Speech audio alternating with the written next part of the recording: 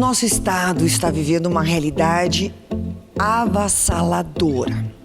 Não tem um gaúcho que nesse momento não esteja triste com o que está acontecendo. Mas precisamos reagir. Precisamos criar forças, fé e cuidar da nossa saúde mental.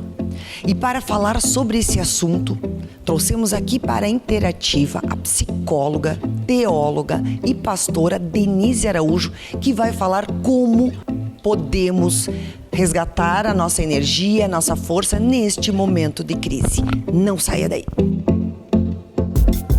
Interativa 23 anos. Aqui tem gente, aqui tem vida, aqui tem Unimed. Grupo Felite, levando felicidade para onde for. Distribuidora Santa Lúcia, a energia de quem sabe onde quer chegar. Muito bem, Denise, pastora Denise, psicóloga Denise, muito obrigada por vir aqui no nosso programa. E acho que esse assunto é um assunto muito importante. Como cuidar da saúde mental vendo tanta tristeza? Tudo bem, Silvana. É um prazer estar aqui com você. Agradeço o convite, de poder, nesse momento, compartilhar um pouquinho acerca da saúde mental, nesses dias tão difíceis que nós, gaúchos, estamos vivendo. O Rio Grande do Sul passa por um momento muito difícil.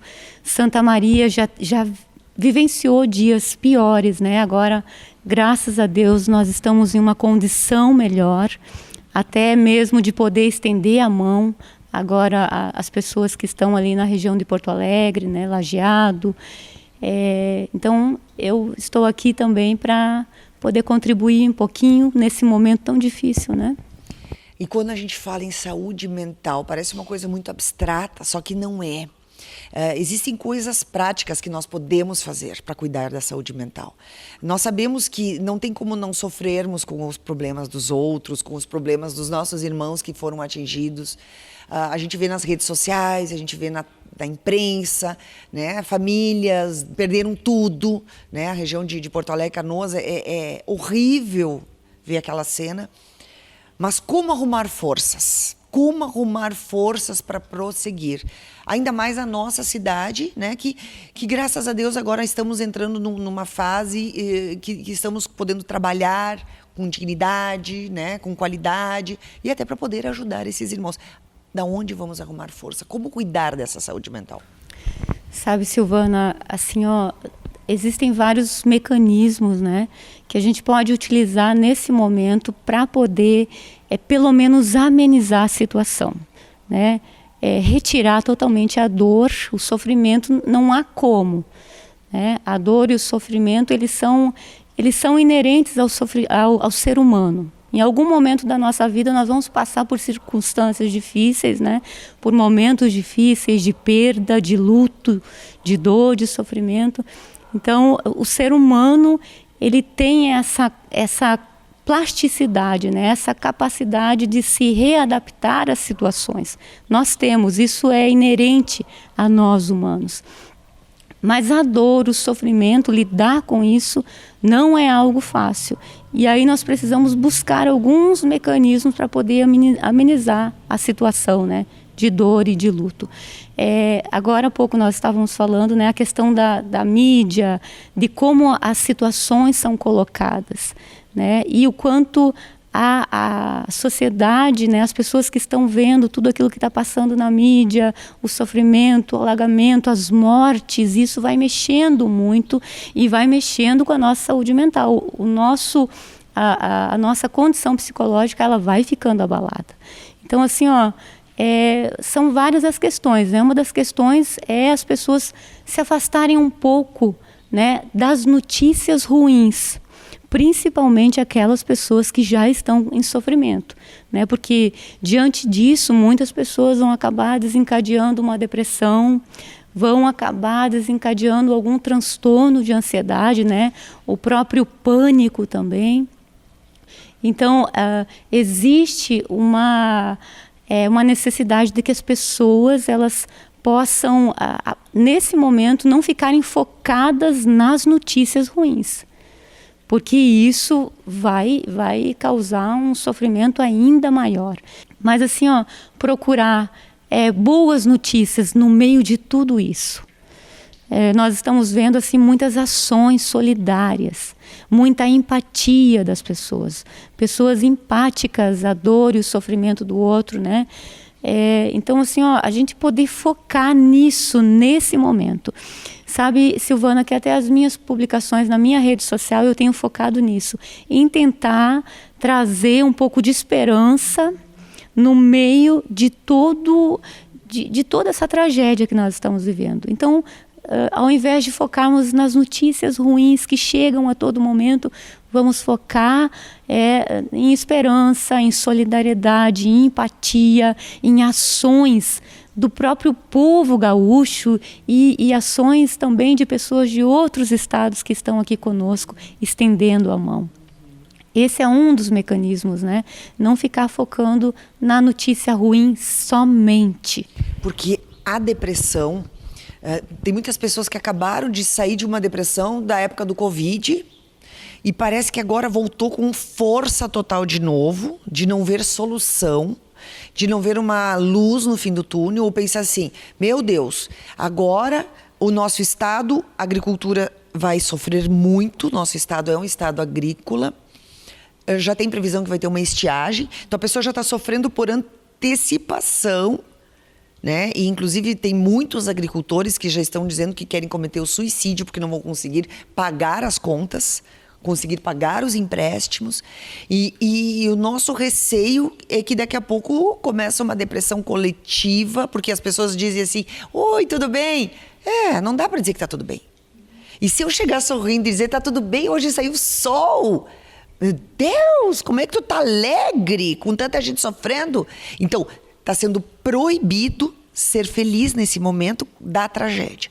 E é aí que eu gostaria que tu nos falasse como que a gente vai ter que mostrar para as pessoas, nós precisamos continuar sorrindo, nós precisamos continuar agradecendo, porque daqui a pouco nós teremos um estado inteiro adoecido. O efeito pós vai ser pior, porque daí a crise de pânico, de ansiedade, o suicídio, enfim, como lidar com isso tudo? E nós, bem como você disse, nós já viemos de um momento difícil de pandemia, né?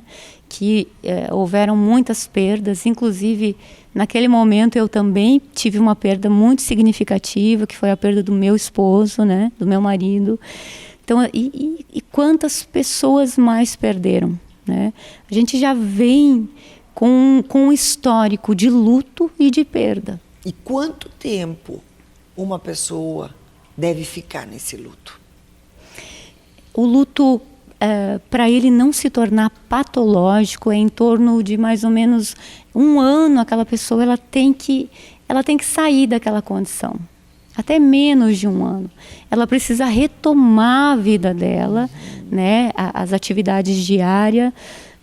Isso, na verdade, acontece bem antes, né? Sair realmente daquele sofrimento e ficar somente a saudade, a gente fala assim, mais ou menos 1 ano. Mas a pessoa que sofre uma perda, Silvana, a pessoa que está né, vivenciando o luto, ela precisa assim, logo no primeiro mês, já retomar as suas atividades diárias, né, a sua rotina, para que ela possa, de forma saudável, ir vivendo o luto, vivenciando o luto, mas ir vivendo, continuar vivendo, não parar com a sua vida. Mas né? aí tem a questão do automático, né? Porque às vezes a pessoa se afunda no trabalho, dizendo, eu continuo, mas emocionalmente, psicologicamente, vai conversar com a pessoa, ela fica de novo só falando do luto. Então, a questão de viver e superar é um pouco diferente, né? Tu sabe que o luto ele vai passar assim mais ou menos por 4 fases. E a primeira delas é a fase da negação. E aí entra o automático. Entra aquela fase que a pessoa vai fazendo por fazer no automático, nem se dá conta. Ela vive como que anestesiada diante da circunstância de perda. Né? É um mecanismo que ela desenvolve para poder dar conta daquela situação. E é bem isso que você falou, ela entra nesse automático. Às vezes a pessoa entra, né, se joga no trabalho dia e noite e passa a viver de uma forma é como se ela ligasse o piloto automático e a vida... E ela não sente mais o prazer pela vida, né? Então ela precisa tratar esse Ela luto. precisa isso. Essa é a primeira fase, que é a negação. Depois vem uma outra fase, que é a revolta. E isso acontece assim nas 2 primeiras semanas, essa fase de negação, 3 semanas. E depois vem a fase da revolta, onde a pessoa fica revoltada com a situação, onde a ficha começa a cair, né? E aí quer achar culpados. Culpados, a pessoa se torna agressiva, né? Diante da situação, diante das pessoas, alguém é culpado daquela situação, ou às vezes ela própria se culpa. Se culpa. Por que eu não fiz mais coisas? Por que eu não tomei Sim, tal atitude? Sim. Depois, a pessoa que está passando o luto, né, ela entra numa fase de adaptação, né, onde ela começa a se adaptar à situação até o ponto de que ela começa a aceitar, que é a última fase, né, que a gente fala, a fase da aceitação da perda, né? E a gente está vivendo isso agora, Silvana. Muitas pessoas, e não é só perda de entes queridos, né, de vidas, mas é a perda ali da sua casa, né, da sua história. Muitas pessoas perderam tudo agora na enchente. A história da vida delas foram documentos, fotografia, a sua vida que estava ali.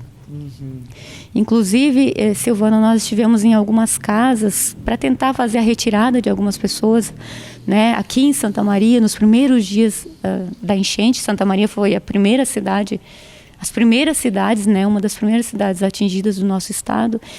E quando nós fazíamos o pedido para que a família fosse retirada, algumas diziam assim: mas aqui é a minha casa, é o meu canto, eu não posso sair daqui, aqui é a minha vida. Então, a gente vê no meio de toda essa tragédia, assim, ó, essa dificuldade das pessoas de se desapegar. Não tem como se desapegar da própria história, mas assim, ó, é a vida delas que está ali. E Mas essa perda também, fala disso, né? Para ter aquele discernimento que são coisas, e as coisas tu reconstrói. Tu pode fazer um novo lar. Eu acho que isso é um item que nós temos que abordar, porque tem muitas pessoas que estão indo para regiões de risco. Né? Ali em Roca Salles, por exemplo, tem pessoas que perderam em novembro tudo. Em novembro. Sim. Depois de 6 meses conseguiram, com doações, com a comunidade ajudando, reconstruir, e agora perdendo de novo. E aí eu te pergunto, será que não é eu preciso mudar dessa região, eu não posso morar nessa região.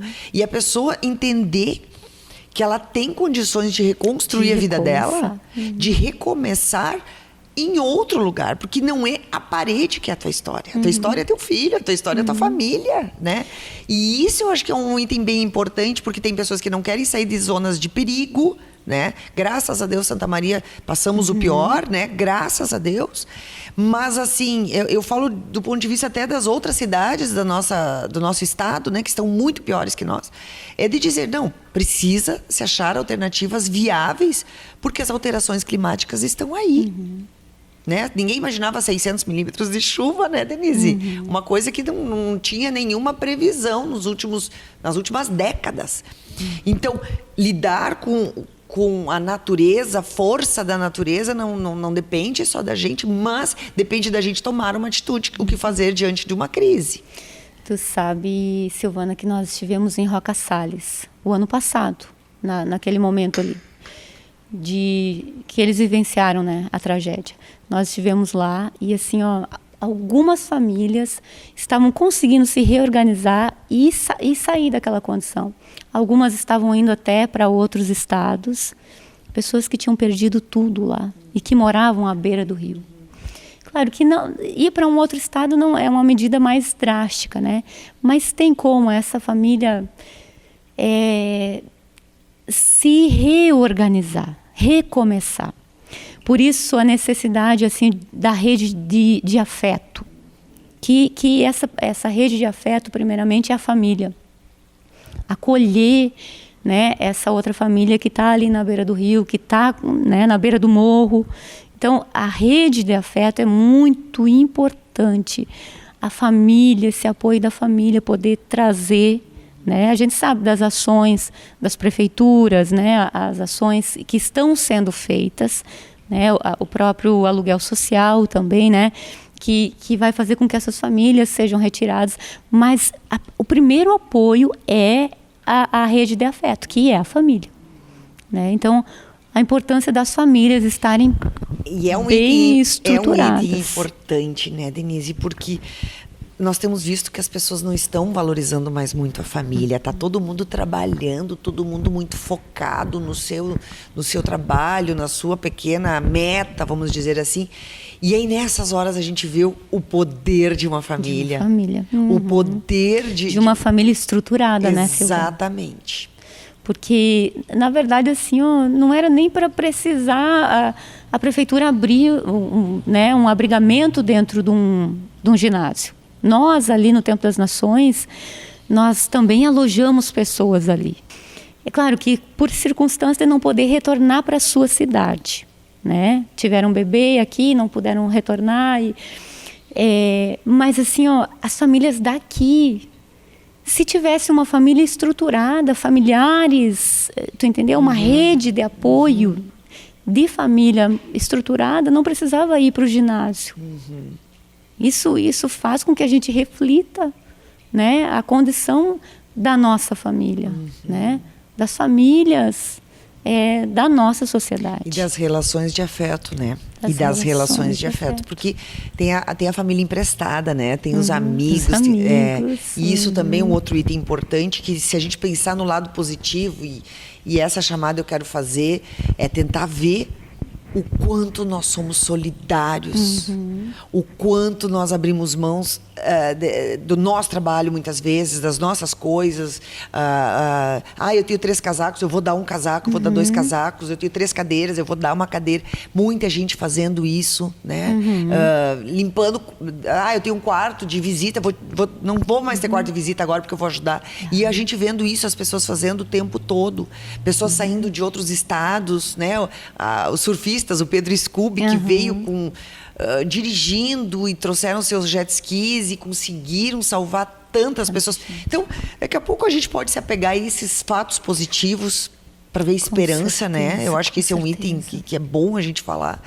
Mas eu também gostaria que tu falasse um pouco desse trabalho voluntário que vocês têm, dessa rede de apoio, porque daqui a pouco pessoas de baixa renda que não têm condições de pagar um tratamento psicológico, ou que não têm condições de conseguir um apoio, de dizer, meu Deus, eu não vejo luz, eu não estou conseguindo ver nada bom, eu não estou conseguindo ver que saiu sol hoje, e que isso é uma esperança.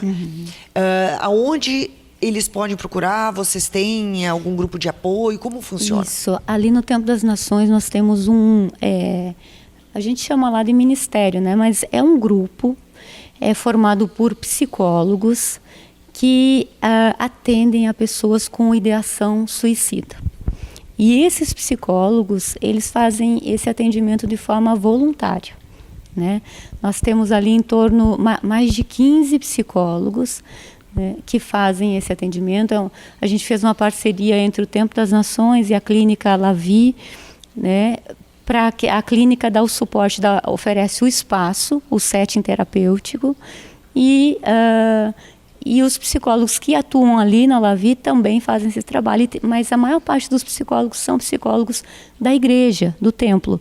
Então, que se colocaram à disposição para atender essas pessoas que estão em sofrimento, né?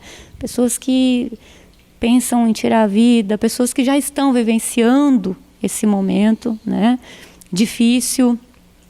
Nós já fazemos isso há mais de 2 anos, esse trabalho. Agora ampliou, até porque a demanda também aumentou, né, e ampliou também a demanda dos psicólogos que estão atendendo ali. Nós atendemos assim, principalmente pessoas que não têm condição de pagar um tratamento psicológico. Claro que não é o nosso tratamento é um tratamento emergencial, né? É para aquela pessoa que está em sofrimento e que está com ideação suicida, né? Esse é o foco maior, até para a gente poder atender essa demanda e dar uma atenção maior, né? Nós temos um determinado tempo que nós seguimos acompanhando a pessoa, né? E aí depois essa pessoa é encaminhada para né, continuar o tratamento, mas a gente faz esse acolhimento emergencial e por um tempo fica acompanhando. E tem essa algum pessoa. horário específico? Se alguém quiser pedir esse socorro, tem algum horário? Enfim, como procurar? Sim, você pode, assim, as pessoas podem procurar a clínica, a Lavi, depois a gente pode deixar aqui o Instagram, o telefone também, e a secretária marca os atendimentos, as consultas, né? Assim, ó, nós temos uma demanda, uma fila bem grande. Até os psicólogos que quiserem nos ajudar, né? Os psicólogos que estiverem nos assistindo agora, porque nós temos pessoas que são da clínica, outros são da igreja e outros que não são, né? E que estão ali ajudando. Então, como a demanda é grande, se a gente puder atender o máximo de pessoas, os psicólogos que quiserem nos ajudar serão muito bem-vindos, Silvana. Que ótimo. E na tua experiência, formação, o quanto a fé ajuda nesse caso? Porque daí nós vamos falar da psicologia e nós vamos falar da religião. O quanto a fé vai ajudar essas pessoas? A fé é a esperança que nós precisamos para permanecer firmes, né? A psicologia, ela é um suporte fundamental, a gente sabe disso, né? A ciência está aí para comprovar, né? A ciência da área psíquica está aí para trazer esse auxílio. Mas a fé, ela vem também assim, ó, de uma forma, para fazer sustentar a esperança daqueles que não têm mais esperança em nada. A espiritualidade, Silvana, é muito importante nesse momento, né? No momento da perda. A gente, ali na igreja, a gente tem vários grupos de apoio também dentro da própria igreja, né? Que nós chamamos de célula, né? Aonde as pessoas podem ir, onde as pessoas podem compartilhar também das suas dores, das suas dificuldades, dos seus medos, porque esse momento causa muito medo, muita angústia, né? Nós temos esses grupos de suporte ali dentro. Mas falando sobre a fé, a importância da fé, a fé é aquilo que nos estrutura, que faz com que tenhamos esperança em dias melhores. Nós sabemos que os dias não são bons e que o futuro, né, os próximos dias também, a tendência da humanidade é piorar, da própria natureza, das próprias questões ambientais também, a gente sabe disso. E aí entra a nossa fé, a esperança de que os dias em Deus podem ser melhores. Sabe que hoje pela manhã eu estava meditando no Salmo 84, que fala de que a nossa força, ela está em Deus. E quando nós nos voltamos para Deus, quando a nossa fé, a nossa esperança é voltada para Deus, nós encontramos uma força sobrenatural. O salmista, ele vai dizer ali que da necessidade de nós buscarmos força todos os dias. E essa força está em Deus. Tem momentos na nossa vida, e o próprio Cristo disse isso, né, que no mundo nós teríamos aflições, né, mas Ele venceu o mundo. E nós, como cristãos, seja evangélico, católico, nós como cristãos, nós vamos ter um entendimento de que vamos ter aflições nesse mundo. Nós vamos passar por dias maus. E parece que o dia mau, quando ele chega, ele não vem sozinho, ele vem sempre num pacote completo, né? Nós vamos passar por dias maus. Mas que nós pudéssemos ter bom ânimo, porque Cristo venceu o mundo. Cristo venceu a cruz. Então, em Cristo, nós que somos cristãos e que acreditamos, né, de que nele nós teremos forças, nele nós seremos resilientes para poder superar a situação e nos levantar novamente. Quando nós temos esse entendimento de que a força está em Deus, nós nos apegamos, a nossa fé é renovada, a nossa esperança é transformada. E realmente, sabe, Silvana, nós precisamos de fé nesses últimos dias, nós precisamos de esperança. O dia mau, ele chega, mas ele vai passar. E eu acho que, para a gente concluir essa nossa conversa, que é tão importante, eu quero que as pessoas que nos assistam também levem para casa, esse momento mostra o quanto nós precisamos umas das outras pessoas. Perfeito. Se antigamente as pessoas estavam se isolando cada vez mais, agora a gente viu o quanto que a união, o quanto estar com as pessoas, celebrar com as pessoas, comungar com as pessoas, vai fazer com que tu também tenha mais força. Porque não é, vamos sentar juntos para chorar. Não, não é só sentar juntos para chorar, mas saber que tem mais pessoas te dando a mão, né? E que vamos passar esse sofrimento juntos, pelo menos. Então, eu acho que do aspecto psicológico, o quanto isso é importante também, né? Das pessoas não se isolarem nesse momento e procurarem ajuda, seja na igreja, seja com atendimento psicológico, atendimento médico, e não ficar isolado em casa. Eu acho que isso é um item muito importante para a gente falar, né? Perfeito. A empatia, né? A empatia de poder olhar para o outro, se colocar no lugar do outro, sentir a dor do outro, o estender a mão. E reagir também. E reagir. Porque não adianta a pessoa também só ficar agora nessa tristeza porque eu quero comungar da tua tristeza e aí daqui a pouco eu também fico triste, eu não consigo mais nem te ajudar porque eu também estou mais triste do que tu, né? E aí vem o poder do ânimo, o poder da alegria, o poder de dizer nós precisamos ajudar, vamos arregaçar a manga. Não que não tenha empatia, mas que nós precisamos desenvolver a alegria também. Com certeza, eu falava isso há uns 2 domingos atrás lá na igreja, né? A carta de Tiago fala isso, que no meio da luta, da tribulação, do dia mau, a gente precisa encontrar alegria. E essa alegria que você fala, ela é contagiante. Um contagia o outro. Né? Um anima o outro. Né? Se um está triste, a gente está entristecido, mas se a gente se apoiar, se a gente estiver junto, nós vamos encontrar força e ânimo para vencer toda essa situação. Nós vamos fazer do limão uma limonada, né? Como você dizia antes do programa. Né? Fazer do limão a limonada, fazer do dia mau. E no meio de tudo isso, eu vejo assim, sabe, Silvana, a solidariedade, o amor, o cuidado. A gente tem recebido tantas doações ali e tem encaminhado também, assim, foi distribuído mais de 40 toneladas de alimentos, só de alimentos. Então, assim, ó, essa generosidade do coração das pessoas. Tem muita gente que se aproveita da situação. Que isso, assim, é uma lástima. Isso é lamentável. Mas tem muita gente, Silvana, que tem um coração generoso, um coração, assim, extraordinário, que está ali junto, cuidando. Meu Deus, assim, ó, eu via no sábado, quando nós tivemos algumas pessoas ali que tinha mães, gestantes, tinha médicos ali, né, atendendo aquelas mães, cuidando, e o pessoal, todo mundo voluntário, equipes da saúde, voluntários. Então, assim, ó, fica esse coração generoso. E um simples abraço, nesse momento, muda toda a circunstância. Que fantástico.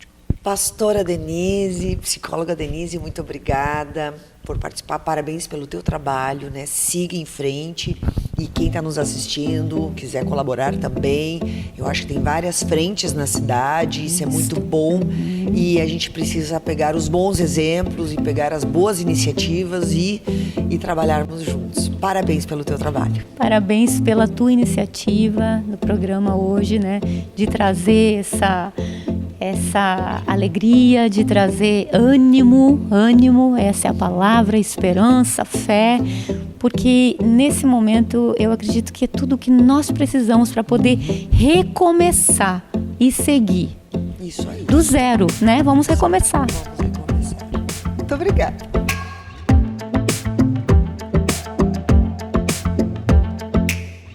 Aqui tem gente, aqui tem vida, aqui tem Unimed.